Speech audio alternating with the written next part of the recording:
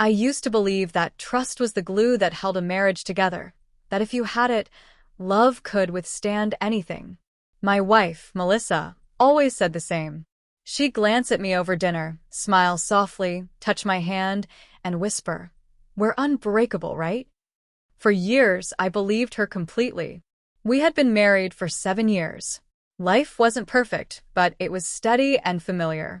We had our morning coffee ritual, our favorite playlists on road trips, and those playful little text exchanges during the day. Then one evening, she came home talking about someone new at her job. "He's just a coworker," she said with a laugh. "You'd like him, he's funny." I didn't think much of it. Everyone makes friends at work, right? But something began to change. Her replies to my messages grew slower, her nights at the office longer. She started taking extra care with her appearance before leaving in the morning. It wasn't just perfume anymore, there was a spark of anticipation in her eyes. Whenever I asked if something was wrong, she'd roll her eyes and sigh. "You're imagining things again. He's just a friend from work." And I wanted to believe her. God knows I did. But one night, while she was showering, her phone lit up on the nightstand. The preview showed just 3 words: "Miss you already." My chest tightened. I shouldn't have looked, but I opened it. What I found was a long thread of messages stretching back weeks, the kind of words that didn't belong between coworkers. Inside jokes. Late-night confessions. A closeness that used to belong to us. One message read, "You make me feel seen." Another, "Don't worry, he'll never know." I sat there, staring at the screen as the sound of running water filled the room. Every memory we'd ever shared began replaying in my mind, not as moments of love, but as hints I'd missed. When she stepped out of the bathroom smiling, I couldn't look at her the same way. That night, I finally understood something I'd never wanted to admit. Love doesn't die in an instant. It fades quietly, between secrets and silence. The next morning, we sat across from each other at breakfast. I pretended everything was fine.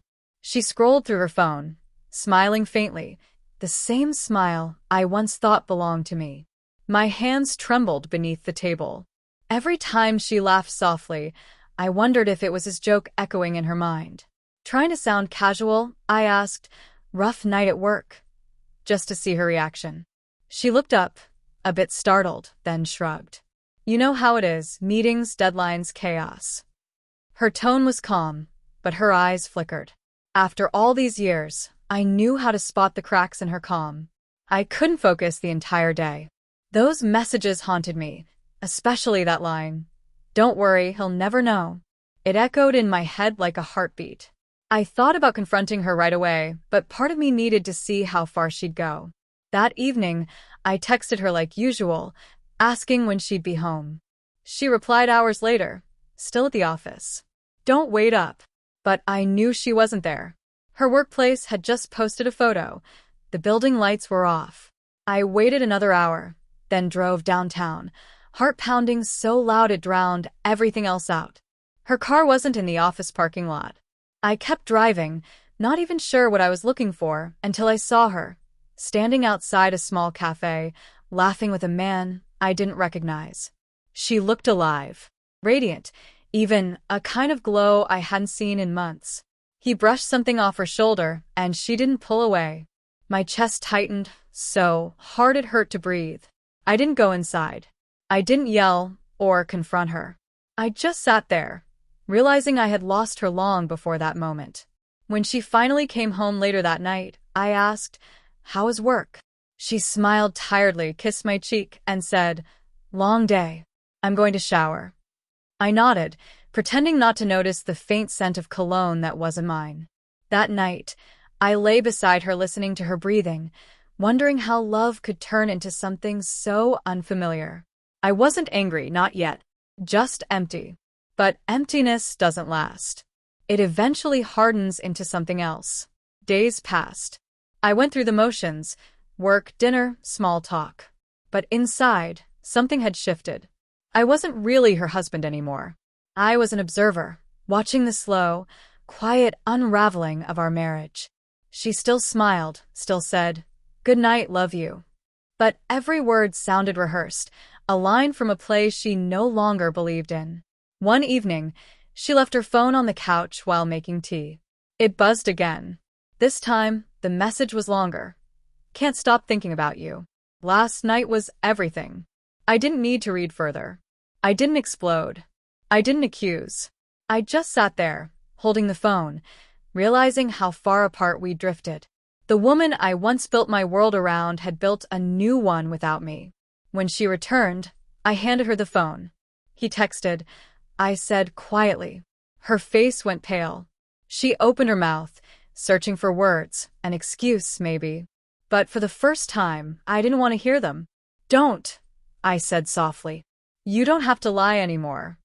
She looked at me, then really looked, and saw what her choices had cost. Tears welled in her eyes, but they didn't move me. There was a time her pain could have broken me. Not anymore. I never meant for it to go this far, she whispered. I know, I said. Neither did I. But here we are. That night, I packed a small bag and left. She followed me to the door, pleading, crying, promising it was over. But I had already accepted the truth. Once trust is shattered, love becomes a ghost that lingers, not a home you can return to. Weeks later, she texted me, I miss you. Can we talk? I didn't reply. Not out of anger, but peace. Sometimes silence is the only closure left. Now, when people ask what happened between us, I just say, she had a colleague who became more. And in that one sentence lives everything. The love, the betrayal, and the ending I never wanted but finally understood. Because not all love stories end in shouting. Some end quietly, when someone finally realizes they deserve honesty more than anything else.